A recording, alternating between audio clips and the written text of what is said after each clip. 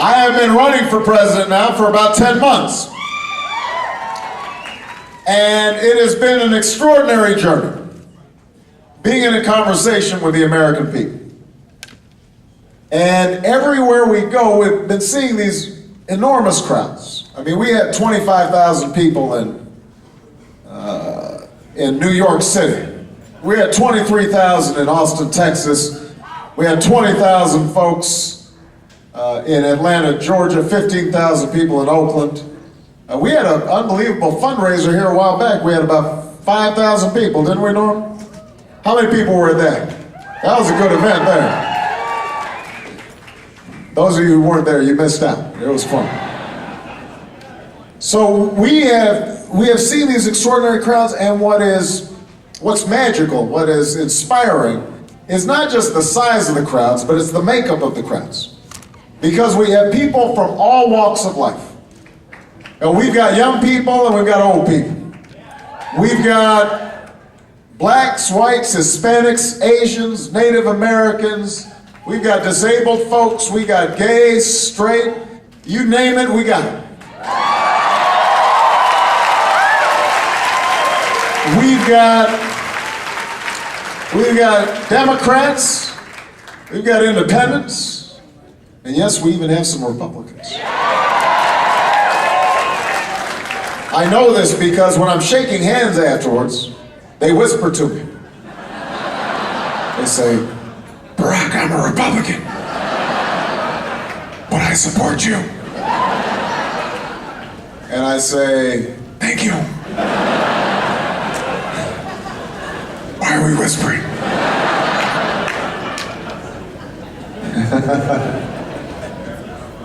Now, I would like to take all the credit for these extraordinary crowds, but let's face it, part of the reason that people are so intensely interested in this race for the presidency is they know that a year from now they're going to be going to the polling places, they're going to be selecting the next leader of the free world, and they know that the name George W. Bush will not be on the ballot.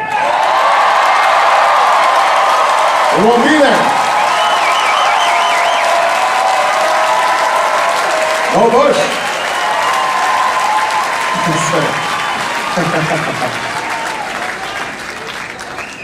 The name of my cousin, Dick Cheney, will not be on the ballot.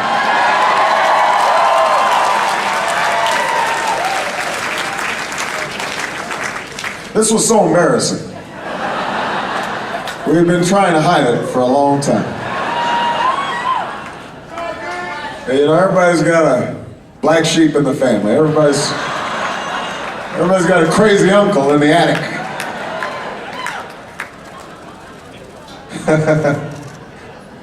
But his name will not be on the ballot. So the era of Scooter Libby justice and Brownie incompetence and Karl Rove politics will finally come to an end next year.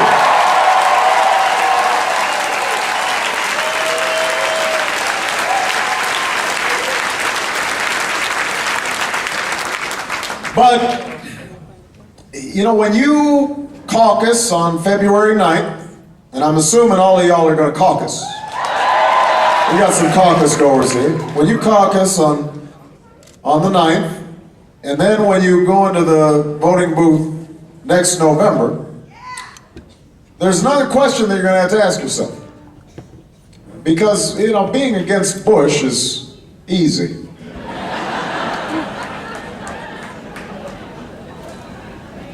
So the question is not, what are you against, but what are you for? You're going to have to ask yourself, what's next for America? Because we are in a defining moment in our history. The nation's at war. Our planet is in peril. The dream that so many fought for so many generations feels like it's slowly slipping away. You know it in your own lives. People are working harder for less. You've never paid more for health care, for college, for gas at the pump. it's harder to save, it's harder to retire. And you've lost faith that our leaders can or will do anything about it. No wonder you're feeling cynical. It's not surprising. You think about it. We were promised compassionate conservatism, and we got Katrina and wiretaps instead. We were promised a uniter, but instead got a president who could not even lead the half of the country that voted for him. We were promised a more efficient and ethical Washington, and instead have a town that is more corrupt and more wasteful than it was before. And the only mission that was ever accomplished was to use fear and falsehood to take this nation into a war that should have never been authorized and should have never been waged. A war that's cost us billions of dollars and thousands of lives and has not made us more safe, but has diminished our standing in the world. No wonder you feel cynical. But it's precisely because of the failures of the past 7 years that America is listening intently to what's being said in this campaign. Not just Democrats, but Republicans and independents who have also lost trust in their government and want to believe again. Want to believe that we still have the capacity to rally around a common destiny, to get big things done, and to look towards our future. And that's why this is a moment of great challenge, but also of great opportunity. Because we have the chance, like we maybe haven't had a chance in an entire generation, to bring the country together into a working majority and finally tackle problems that George Bush made far worse, but that have been festering for long before George Bush ever took office. I mean, we've been talking about health care for decades now, through Democratic and Republican administrations.